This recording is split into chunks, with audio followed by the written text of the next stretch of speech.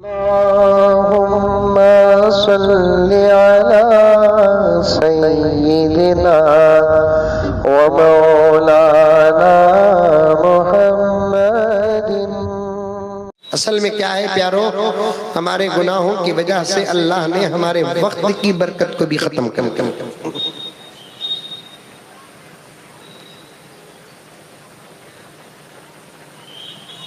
वरना एक जमाने में औकात में ऐसी बरकत थी, आदमी जी जी जी जी कर थक कर मौत का इंतजार करता था।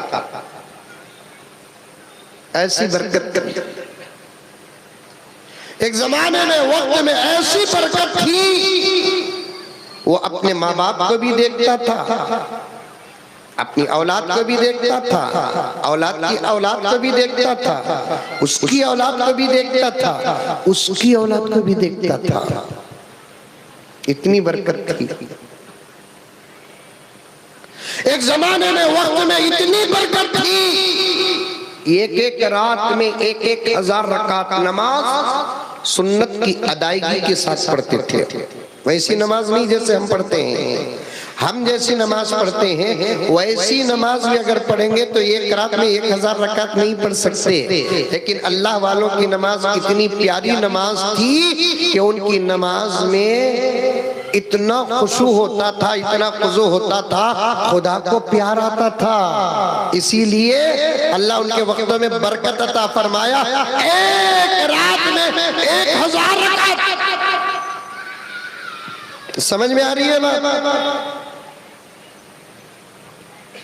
हजरत राबिया बसरिया रहमतुल्लाहि अलैहा का निजाम था, रोजाना रात में 300 रकात नमाज नफिल पढ़ा करती थी। औरतें भी हैं, सुन रहे औरतें? लोनिहार बारी गोल की औरतें बयाना सुनती क्या? ये सबसे बड़ा मसला। सुनना, वो भी सुनना, बल्कि अगर वो सुनकर अमल कर ली, हमारे बयानात ही की जरूरत नहीं पड़ेगी। इंशाअल्लाह वो अपने घर को संवारेगी, उसके घर से औलिया बाहर निकलेंगे। वो करके सुनकर अमल करेगी और अपने घर के माहौल को बनाएगी।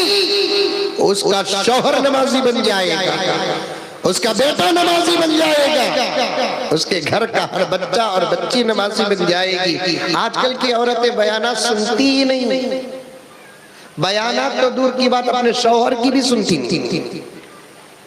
हंसे तो डाउट होता है, यह हाल यहां भी है।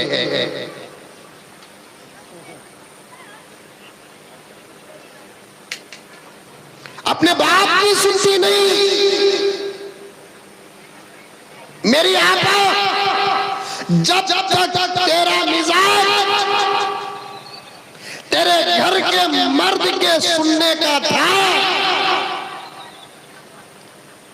तो फिर अल्लाह ने तुझसे जो काम लिया वो किताबों में महफूज है। जब तक तेरा मिजाज तेरे शौहर के सुनने का था, तेरा बच्चा कौम का काबिल होता था। जब तक तेरा मिजाज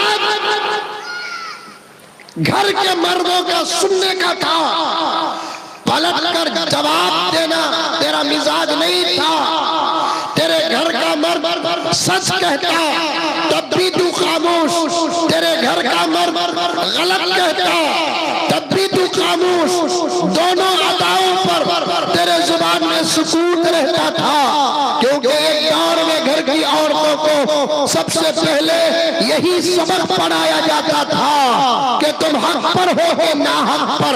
मेरा जुमला शायद देर से समझ में आएगा, औरतें पसंद नहीं करेंगी, लेकिन है हकीकत। हजरत उलमा के बीच में बैठकर पूरी सनद और जमानत के साथ मेरी माँ और बहनों की खिदमत में ये बात पेश कर रहा हूँ। मेरे भाइयों, तुम भी जाकर अपने अपने घर के अंदर ये बात पेश करना, उस जमाने में औरतों को, उस जमाने में लड़कियों को, उस जमाने में बच्चियों को ये सबक पढ़ाया जाता था।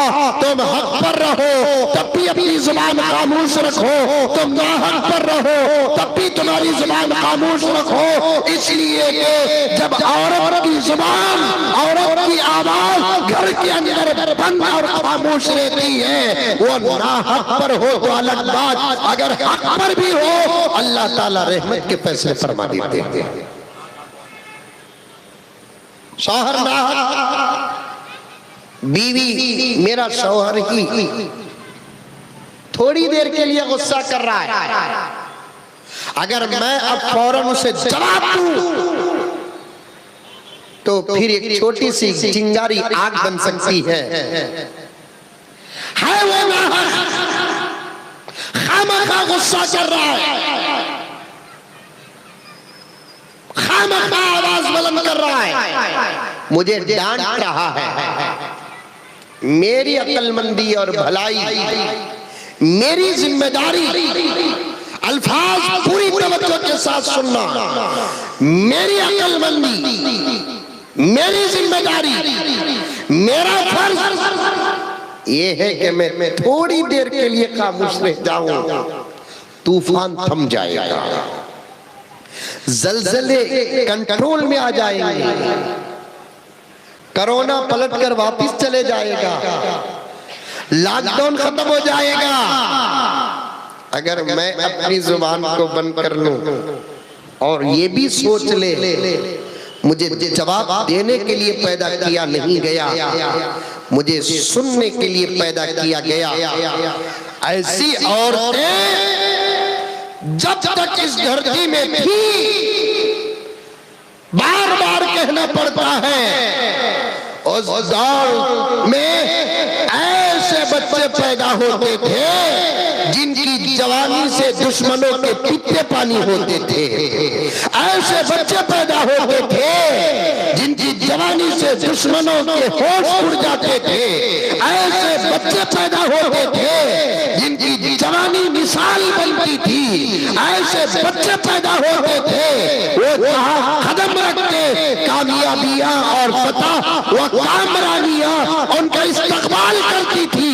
ऐसे बच्चे पैदा होते थे जिन पर इस्लाम नाज करता था। ऐसे बच्चे पैदा होते थे जिस पर ईमान नाज करता था। ऐसे बच्चे पैदा होते थे जिस पर तकवा व तहारत नाज करता था। ऐसे बच्चे पैदा होते थे जिन पर शर्म और हया नाज करता। आ रही है बात समझ में? अरे आ रही है, मुंडी आती भी हलाओ रे बाबा, आ रही है।